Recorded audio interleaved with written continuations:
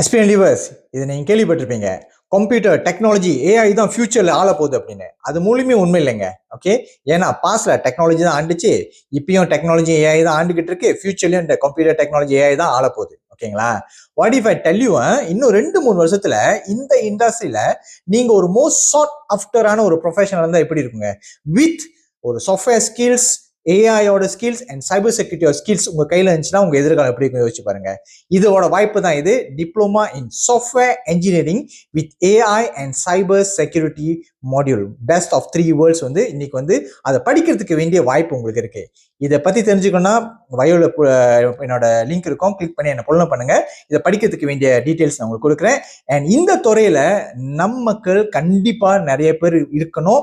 அதுக்கு இப்பவே நம்ம வந்து விதைச்சாகணும். இந்த பரவலா பகிர்ந்துங்க.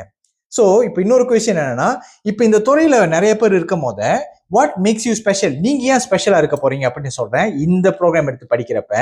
ஏன்னா நீங்க இது கிராஜுவேட் பண்ணும் போத உங்களுக்கு மைக்ரோசாஃப்ட் ஃபுல் ஸ்டாக் டெவலப்பர் அப்படின்னு ஒரு சர்டிஃபிகேஷன் கொடுக்க போறாங்க. ஆட்டோமேட்டிக்கலி இந்த சர்டிஃபிகேஷனால உங்க ரெக்கக்னிஷன், இன்டர்நேஷனல் ரெக்கக்னிஷன் மட்டும் இல்லாம ஜாப் உங்களுக்கு வந்து ஈஸியா அண்ட் உங்களுக்கு மற்ற கிராஜுவேட்ஸோட ஒரு பெரிய அட்வான்டேஜ் இருக்க போதுங்க.